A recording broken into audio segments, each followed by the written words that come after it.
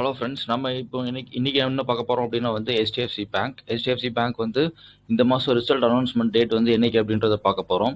So trading வியூவில் வந்து result வந்து அனௌன்ஸ்மெண்ட் டேட் எப்படி பார்க்குறது அப்படின்னா வந்து ரைட் கிளிக் பண்ணி செட்டிங்ஸில் போயிட்டு என்னென்னா வந்து simple status line scales appearance trading events இருக்கும். ஈவெண்ட்ஸை கிளிக் பண்ணிவிட்டு அதுக்கப்புறம் show earnings on chart show earning events on சார்ட்னு இருக்கும். So show earnings on chart click பண்ணிட்டு ஓகே கொடுத்தீங்க அப்படின்னா இது வந்து பாருங்கள், இந்த மாதிரி கோடெல்லாம் வந்து வரும். ஸோ என்னைக்கு வந்து ரிசல்ட் அனௌன்ஸ்மெண்ட் இந்த மாதம் கொடுத்துருக்காங்க அப்படின்னா வந்து ஜான்வரி 15.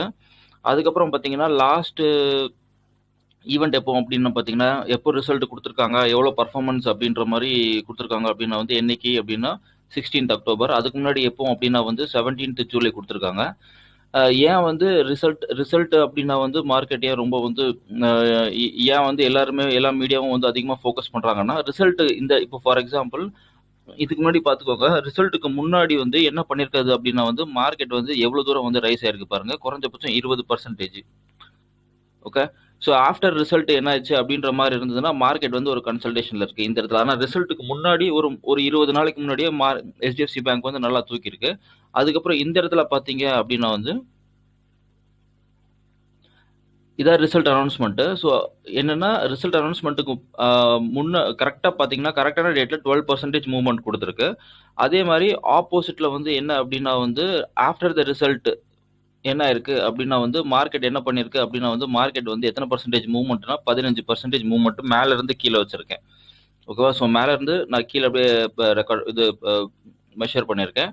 ஸோ அதனால் வந்து இந்த மாதிரி ஈவெண்ட் டைமில் தான் வந்து நிறைய ட்ரேடர்ஸ் வந்து உள்ளே குதிச்சு வந்து ட்ரேட் பண்ணுவாங்க.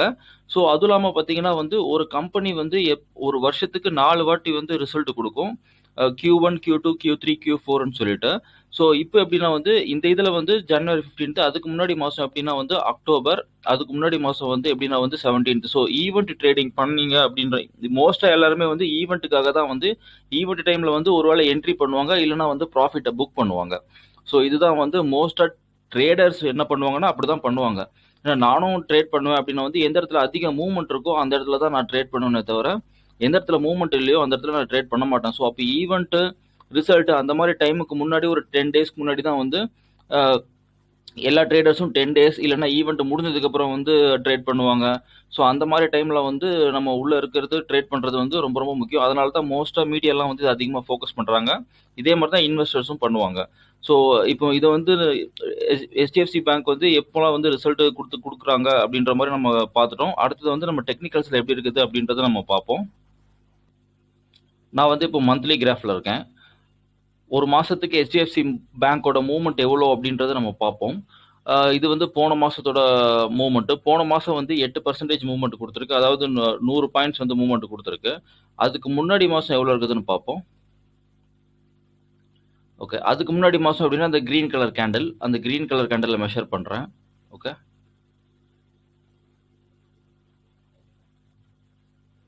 டாப்பில் ஹையில் வச்சு அதுலேருந்து அப்புறம் க்ரீன் கலர் கேண்டில் பார்த்தீங்கன்னா வந்து 19% மூவ்மெண்ட் வந்து இருக்குது. ஸோ அப்போ மினிமமாக எவ்வளோ பர்சன்டேஜ் மூவ்மெண்ட்னா வந்து 8லேருந்து ஒரு 20% மூவ்மெண்ட் இருக்குது. பட் இருந்தாலும் வந்து இந்த மாதம் ஈவெண்ட் அப்படின்றதுனால குறைஞ்சபட்சம் 20% மூவ்மெண்ட் வந்து குறைஞ்சபட்சம் எவ்வளோனா மினிமம் 10% டு ஒரு 15% மூவ்மெண்ட் இருக்கும் அப்படின்றது எதிர்பார்க்கலாம். ஏன்னா அதுக்கு முன்னாடி மாதம் கூட பார்த்தீங்கன்னா வந்து ஒரு நல்ல மூவ்மெண்ட் கொடுத்துருக்கு இந்த பர்டிகுலர் ஸ்டாக் வந்து. ஃபார் எக்ஸாம்பிள் அதுக்கு முன்னாடி மாதம் நம்ம போய் செக் பண்ணுவோம். இந்த பர்டிகுலர் கேண்டில் பார்த்தீங்கன்னா எவ்வளோன்னா 15%. ஸோ ஆவரேஜ் அப்படின்னா லாஸ்ட் 3 months ஆவரேஜ் ரிப்போர்ட் என்ன சொல்லுது அப்படின்னா வந்து 15, 20 அதுக்கப்புறம் வந்து 8%. ஸோ அதனால் நம்ம என்ன பண்ணலாம் அப்படின்னா வந்து ஒரு 12% இல்லை 12% நம்ம எடுத்துக்கலாம். ஸோ அப்போ மார்க்கெட் என்ன பண்ணும், ஹெச்டிஎஃப்சி பேங்க் வந்து என்ன பண்ணும் அப்படின்னா வந்து இந்த மாதம் எவ்வளோ மூவ்மெண்ட் இருக்க வாய்ப்பு இருக்குது அப்படின்னா வந்து இதுதான் ப்ரீவியஸ் மந்தோட க்ளோஸு. ஸோ இதிலிருந்து மார்க்கெட் ஒரு வேளை மேலே வந்து ஒரு 12% மூவ் ஆச்சு அப்படின்னா வந்து எவ்வளோ கொடுக்கும் அப்படின்னா 16,005 வந்து ரெசிஸ்ட் மேலே போனால் டார்கெட்டாக இருக்குது. ஓகே, அதே மாதிரி ஒருவேளை அங்கேருந்து அப்படியே கீழே இறங்குது அப்படின்னா எவ்வளோ பாயிண்ட்டு, ஒருவேளை இப்போ கீழே போச்சு இந்த ப்ரைஸ்லேருந்து மார்க்கெட் கீழே போகுதுன்னா அதே 12% போடுவோம். எவ்வளோ வருது அப்படின்னா வந்து அதை வந்து பார்க்கலாம்.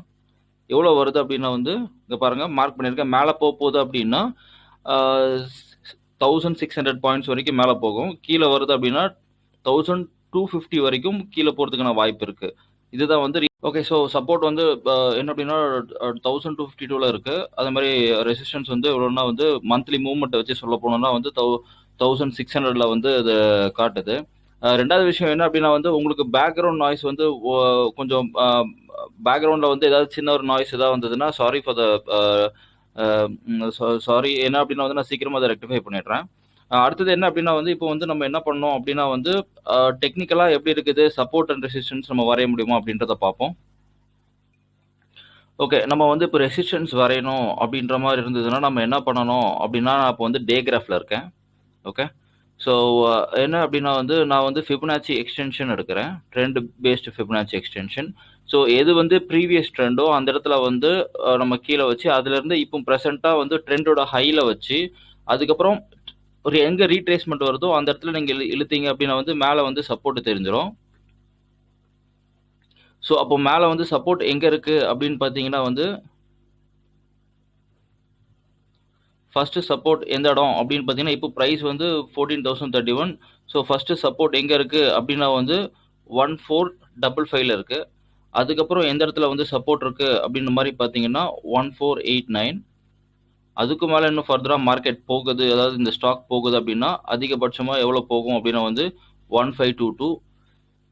அவனா நம்ம வந்து எவ்வளோ பார்த்தோன்னா 16,600 இருக்குது இல்லையா, 1600 வரைக்கும் நம்ம டார்கெட், நம்ம குறைஞ்சபட்சம் 12% மூவ்மெண்ட் வருது அப்படின்னா வந்து ஓகே. ஸோ அந்த இடத்துல நம்ம இதுக்கு ஏற்கனவே போட்டிருக்கோம். ஸோ அப்போ அதுக்கு முன்னாடி ஒரு ரெசிஸ்டன்ஸ் எங்கே இருக்குது அப்படின்னா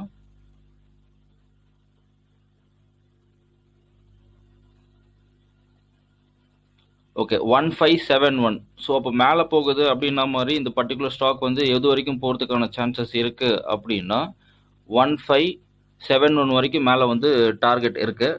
ஸோ இது வந்து எவ்வளோ ஃபிப்னாச்சி எக்ஸ்டென்ஷனில் எவ்வளோ வருது டார்கெட்னா 0.7886 வந்து இருக்குது. நான் வேணால் என்லார்ஜ் பண்ணி காட்டுறேன்.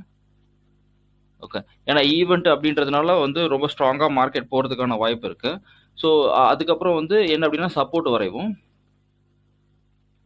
ஓகே, சப்போர்ட் வரையணும் அப்படின்ற மாதிரி இருந்ததுன்னா இப்போ இந்த இடத்துல ஒரு சப்போர்ட் ஒன்று இருக்குது. ஓகே, எவ்வளோ அப்படின்னா வந்து 1345 ஒரு சப்போர்ட் இருக்குது. அதுக்கு அடுத்த சப்போர்ட் எங்கே இருக்குது அப்படின்ற மாதிரி பார்த்தீங்க அப்படின்னா அடுத்த சப்போர்ட் எங்கே இருக்குது அப்படின்னா இந்த இடத்துல இருக்குது சப்போர்ட். ஸோ ப்ரீவியஸ் ரெசிஸ்டன்ஸ் தான் வந்து இதுக்கு வந்து சப்போர்ட்டு. ஸோ 1249 வரைக்கும் இது இருக்குது. ஸோ இப்போ என்ன அடுத்தது நம்ம பார்க்க போகிறோம்னா வந்து மார்க்கெட் வந்து மேலே போதா இல்லைன்னா கீழே போதா அப்படின்றத நம்ம வந்து பார்க்க போகிறோம். ஸோ மேலே வந்து ரெசிஸ்டன்ஸோட டார்கெட் எவ்வளோ அப்படின்னா வந்து 1571 சப்போர்ட் அண்ட் ரெசிஸ்டன்ஸ் படி. சப்போர்ட் எந்த இடத்துல இருக்குது அப்படின்னா வந்து ஃபஸ்ட்டு சப்போர்ட் வந்து 1345 இருக்குது. அதுக்கப்புறமா செகண்ட் சப்போர்ட் எங்கே இருக்குன்னா வந்து 1249 வந்து HDFC பேங்க்குக்கு இருக்குது. அடுத்தது டைரக்ஷன் எப்படி இருக்க போகுது அப்படின்றத நம்ம பார்ப்போம். ஓகே, டைரக்ஷன் கண்டுபிடிக்கிறதுக்கு என்ன அப்படின்னா வந்து ஃபர்ஸ்ட் வந்து என்ன பண்ணலாம் அப்படின்னா வந்து மந்த்லி கிராஃபில் போய் பார்ப்போம். மந்த்லி கிராஃபில் என்ன சொல்லியிருக்கு அப்படின்னா வந்து மார்க்கெட் ஏற்கனவே வந்து இந்த சப்போர்ட்டை வந்து உடச்சி மார்க்கெட் பிரேக் அவுட் கொடுத்து ஓகே இந்த இடத்துல வந்து மார்க்கெட் பிரேக் அவுட் கொடுத்து அதுக்கப்புறமா வந்து என்ன பண்ணியிருக்கு, மார்க்கெட் வந்து என்ன பண்ணுறதுக்கான ஆப்பர்ச்சுனிட்டி இருக்குது அப்படின்னா வந்து அங்கேருந்து அப்படியே மார்க்கெட் வந்து இந்த ப்ரீவியஸ் ரெசிஸ்டன்ஸில் டச் பண்ணி சப்போர்ட்டில் வந்து டச் பண்ணிட்டு அதுக்கப்புறமா அப்படி போகிறது கூடான வாய்ப்பு இருக்குது. ஸோ இதுதான் வந்து மார்க்கெட் ஏன்னா பிரேக் அவுட் பண்ணிவிட்டு அதுக்கப்புறம் மார்க்கெட் புஷ்ஷுன்னு இன்னும் ஃபர்தராக மேலே போகலை, மார்க்கெட் ஃபர்தராக வந்து கீழே நோக்கி தான் வருது. ஸோ அப்போ இந்த சப்போர்ட்டை நோக்கி தான் வருது. மேபி மார்க்கெட் இங்கேருந்து இவ்வளோ தூரம் வந்துட்டு அதுக்கப்புறம் திருப்பி வேணால் மேலே போகலாம். அதே மாதிரி கேண்டலும் பார்த்தீங்கன்னா வந்து இந்த பர்டிகுலர் கேண்டல் வந்து பார்த்தீங்கன்னா என்ன அப்படின்னா இந்த பர்டிகுலர் கேண்டலுக்கு அதுக்கு அடுத்த கேண்டல் பார்த்தீங்கன்னா மூவ்மெண்ட்டே கொடுக்கல. ஸோ என்னன்னா கொஞ்சம் ஸ்டாக் வந்து கொஞ்சம் மொமெண்டம் வந்து லூஸ் ஆயிடுச்சு, கொஞ்சம் ப்ரீத்திங் எடுக்குது அப்படின்ற மாதிரி அர்த்தம், சைட்வேஸில் கொடுக்குது. ஸோ இப்போ நம்ம என்ன பண்ணலாம் அப்படின்னா வந்து வீக்லி கிராஃபில் வச்சு போய் பார்க்கலாம். ஓகே, வீக்லி கிராஃப்லையும் பாருங்கள் கரெக்டாக மார்க்கெட் வந்து என்ன பண்ணியிருக்குது அப்படின்னா வந்து அந்த பிரேக் அவுட் கொடுத்து பிரேக் அவுட்ல இருந்து என்ன பண்ணியிருக்கு அப்படின்னா கொஞ்சம் மொமெண்டம் லூஸ் ஆயிருக்கு. அதுக்கப்புறமா வந்து மார்க்கெட் வந்து எந்த டைரக்ஷனே தெரியாமல் அப்படியே உட்காந்துட்டு இருக்கு. இதுதான் இது சொல்லுது. டே கிராஃப்ல என்னன்னா அந்த பிரேக் அவுட் கொடுத்து அதுக்கப்புறம் மார்க்கெட் என்ன பண்ணியிருக்கு அப்படின்னா வந்து சைட்வேஸில் அப்படியே வந்திருக்கு பாருங்க. ஓகே. ஸோ ஓகே, அடுத்தது என்ன அப்படின்னா வந்து இப்போ இண்டிகேட்டர்ஸ் ஏதாவது போட்டு நம்ம டைரக்ஷன் கண்டுபிடிக்க முடியுமான்னு பார்க்கலாம். ஓகே. இண்டிகேட்டர்ஸ் நம்ம என்ன போடலாம் அப்படின்னா வந்து, ஃபர்ஸ்ட் வந்து என்னன்னா வந்து மூவிங் ஆவரேஜ் போடலாம். ஸோ நான் வந்து என்னன்னா மூவிங் ஆவரேஜ் 30 எடுத்திருக்கேன். ஸோ மூவிங் ஆவரேஜ் 30 என்ன சொல்லுது அப்படின்ற மாரி இருந்ததுன்னா, எப்பவுமே மூவிங் ஆவரேஜ பார்க்கணும் அப்படின்னா வந்து பிரைஸ வந்து மறைச்சிட்டு தான் பார்க்கணும். ஸோ அது என்ன சொல்லுது அப்படின்ற மாரி இருந்தது அப்படின்னா வந்து, அது வந்து ஒரு கன்சாலிடேஷன் ஃபார்மேட்ல தான் சொல்லுது. நீங்க நல்லா வேணா பாருங்க. ஓகே. அதுக்கே வந்து மூவிங் ஆவரேஜ் வந்து என்னன்னா ஒரு சைட்வேஸ் மார்க்கெட்ல தான் என்ன சொல்லுது. அதுக்கப்புறம் வேணும்னா நம்ம என்ன பண்ணலாம் அப்படின்னா வந்து 20 டே மூவிங் ஆவரேஜ் போட்டு பார்க்கலாம்.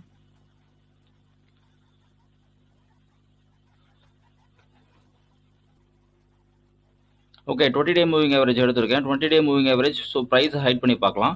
ஸோ 20 டே மூவிங் ஆவரேஜ் என்ன சொல்லுது அப்படின்னா வந்து 20 டே மூவிங் ஆவரேஜ் வந்து ஒரு பை ட்ரெண்டுக்கான வியூவை வந்து கொடுக்குது பாருங்க. ரீசெண்டாக என்ன இருக்குது அப்படின்னா வந்து அப்படியே மேலே ஏறுது பாருங்க.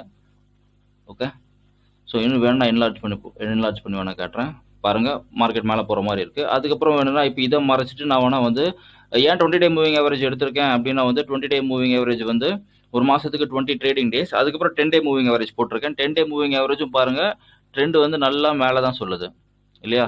ஸோ அதனால அதுவும் வந்து பை ட்ரெண்ட் தான் சொல்லுது. இப்போ அடுத்தது என்ன அப்படின்னா வந்து ஸோ ஃபார் எக்ஸாம்பிள் இப்போ ப்ரைஸையும் காட்டுறேன். ஓகே. ஸோ எப்பெல்லாம் வந்து அது ஒரு பை ட்ரெண்ட் வந்து சொல்லுதோ மூவிங் ஆவரேஜ் எப்படி ட்ரேட் பண்ணணும் அப்படின்னா வந்து மார்க்கெட் வந்து ஒரு ஹைல இருந்து மூவிங் ஆவரேஜ் இப்படி டச் பண்ணும்போது நம்ம உடனே பை அடிச்சிடணும். ஓகே. அதுக்கப்புறமா வந்து அங்கிருந்து மார்க்கெட் வந்து மேலே போகிறதுக்கான ஆப்பர்ச்சுனிட்டிஸ் வந்து இருக்கும். இப்படி தான் மூவிங் ஆவரேஜ் வந்து ட்ரேட் பண்ணுவாங்க. அடுத்தது என்ன அப்படின்னா வந்து ஆர்எஸ்ஐ போட்டு பார்ப்போம். ஆர்எஸ்ஐ என்ன சொல்லுது அப்படின்னா வந்து பார்த்தீங்கன்னா ஆர்எஸ்ஐ வந்து மொமெண்டம் இண்டிகேட்டர். மொமெண்டம்னா வந்து ஸ்பீடு. ப்ரைஸோட ஸ்பீடை வந்து கணிக்கிறது தான் வந்து ஆர்எஸ்ஐயோட வேலை. இப்போ எப்பவும் வந்து இந்த இடத்துல வந்து மார்க்கெட் வந்து டச் ஆகுதோ அப்படின்ற மாதிரி இருந்ததுன்னா ப்ரைஸோட ஸ்பீடு வந்து குறைய போகுது அப்படின்றது மாதிரி அர்த்தம். அதுக்கப்புறம் என்ன என்ன சார் நீங்கள் வந்து மார்க்கெட் இன்னும் இவ்வளோ தூரம் மேலே போயிருக்கு அப்படின்ற மாதிரி நீங்கள் சொல்லலாம். இப்போ இதை வந்து இந்த இடத்துல போய் டச் ஆயிடுச்சு அப்படின்னா வந்து நீங்கள் பைக்கு கார்லாம் ஓட்டுனீங்க அப்படின்னா வந்து ஆக்சிலரேட்டர் வந்து நீங்கள் வந்து எடுத்துடுறீங்க அப்படின்னு அர்த்தம். ஸோ ஆக்சிலேட்டர் விட்டதுக்கப்புறம் இன்னும் வண்டி வந்து பார்த்தீங்கன்னா பைக்கோ காரோ இன்னும் ஃபர்தராக அடுத்த அடுத்த டைரக்ஷன் போகும் இல்லையா? அதுதான் வந்து இங்கே நடந்திருக்குது. ஸோ எப்பெல்லாம் வந்து இந்த லைனை வந்து டச் பண்ணுதோ ஒரு ட்ரெண்டில் மேலே வந்து அப்படின்னா வந்து பை ட்ரெண்ட் வந்து ஸ்லோவாக போகுது அப்படின்னு அர்த்தம். பட் ரிவர்சல் உடனே வராது அப்படின்றது மாதிரி அர்த்தம். ஸோ இப்போ இங்கே வந்து ஆக்சிலேட்டர் நம்ம விட்டுட்டோம். ஓகேவா? ப்ரைஸ் மூவ் ஆகல பாருங்க. ஓகேவா? வண்டி அந்த அளவுக்கு மூவ் ஆகல. பொறுமையாக தான் போயிருக்கு. அதுக்கப்புறம் என்ன அப்படின்னா வந்து திருப்பி ஆக்சிலேட்டர் கொடுக்குறோம், மேலே ஏறி இருக்கு இல்லையா? ஸோ அந்த மாதிரி தான் இருக்கும். ஸோ இப்போ வந்து ஆக்சிலேட்டர் நம்ம கொடுக்கல பைக்லயோ கார்லயோ, அதுக்கப்புறம் ப்ரைஸ் வந்து இந்த மாதிரி போகலாம். அப்போனா வந்து இது வந்து ஒரு ட்ரெண்ட் கண்டினியூஷன் தான் அப்படின்னு அர்த்தம். ஸோ அப்போ வந்து இது வந்து ஒரு உண்மையான மூவ்ல தான் போயிட்டு இருக்கு. என்ன அப்படின்னா வந்து ஆக்சிலேட்டர் நம்ம கொடுக்கல பை ட்ரெண்டில், ப்ரைஸும் வந்து ஒன்றுமே மூவ் ஆகல அப்படின்னா அப்போ மார்க்கெட் வந்து இன்னும் ஃபர்தராக மேலே போகிறதுக்கான ஆப்பர்ச்சுனிட்டி ரொம்ப ஜாஸ்தியாக இருக்கு. பட் என்ன அப்படின்னா வந்து இன்னும் வந்து இதில் வந்து இன்னும் லோ வைக்கல. எப்பவுமே ஒரு டைவர்ஜென்ஸ் வந்ததுக்கு அப்புறம் தான் லோ வைக்கும். ஸோ நான் இதில் பர்சனலாக என்ன எதிர்பார்க்குறேன் அப்படின்னா வந்து நான் என்ன இதில் எப்படி எதிர்பார்க்குறேன் அப்படின்னா வந்து இதில் ப்ரீவியஸ் ரெசிஸ்டன்ஸ் டே கிராஃபில் எவ்வளோ இருக்கு இல்லையா? ஸோ இந்த ப்ரீவியஸ் ரெசிஸ்டன்ஸில் போய் மார்க்கெட் வந்து போய் டச் பண்ணிவிட்டு ரிசல்ட் கொடுத்ததுக்கப்புறம் மார்க்கெட் புஷ்ன்னு கீழே வர மாதிரி இருக்கு.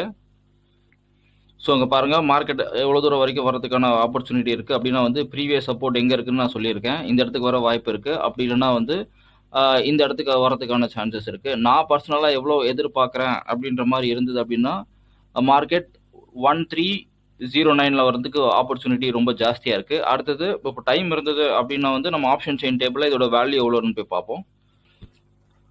ஓகே, நான் ஆப்ஷன் செயின் சார்ட் எடுத்திருக்கேன். ஓகே, ஆப்ஷன் செயின் சார்ட்டில் பார்த்தீங்கன்னா வந்து இது வந்து எவ்வளோ அப்படின்னா வந்து நம்ம மேலே போகுது அப்படின்னா வந்து எவ்வளோ அப்படின்னா வந்து 16,000 1200 வரைக்கும் போகிறதுக்கான ஆப்பர்ச்சுனிட்டி இருக்குதுன்னு பார்த்தோம் இல்லையா? ஸோ அப்போ 1200 ரேட்டு பார்த்தீங்கன்னா ₹3.75. இப்போ இதோட லாட் சைஸ் இதோட வேல்யூ எவ்வளோன்னு கால்குலேட் பண்ணணும்னா இந்த இடத்துல போய் கிளிக் பண்ணுங்க. உடனே ஒரு நியூ டேப் வந்து ஓப்பன் ஆகும். அந்த இடத்துல வந்து பார்த்தீங்கன்னா இதில் வந்து மார்க்கெட் லாட்னு வருது பாருங்க. Market lot 550. ஸோ அப்போ கீழே மேலே போகுதுன்னா எவ்வளோ இன்வெஸ்ட்மெண்ட் ஆகும் அப்படின்னா கால்குலேட் எடுத்துக்கலாம். 3.75 இன்ட்டு 550 ₹2000 மேலே போகுது அப்படின்னா வந்து ₹2000 வந்து இன்வெஸ்ட்மெண்ட்டு. அடுத்தது கீழே போகுது அப்படின்னா வந்து நம்ம சூஸ் பண்ணது சப்போர்ட் வந்து 1300 இருக்கு. அதோட ரேட் எவ்வளோன்னு பார்த்துடலாம். அதோட ரேட் எவ்வளோ அப்படின்ற மாதிரி இருந்தது அப்படின்னா வந்து ₹3.70 பாருங்க. ஸோ அதுவும் எவ்வளோ ₹3.70 ரெண்டுமே ஒரே ரேட்டு தான். ஸோ அப்போ ₹3.70 இன்ட்டு 550 எவ்வளோ அப்படின்னு கீழே போகுது அப்படின்னா வந்து அதுவும் ₹2000 தான் வருது. நீங்கள் ரெண்டு சைடும் வாங்கி வச்சுருந்தீங்கன்னா உங்களுக்கு ₹4000 தான் வருது. அதே மாதிரி இந்த வீடியோ பிடிச்சிருந்தா ப்ளீஸ் சப்ஸ்கிரைப்.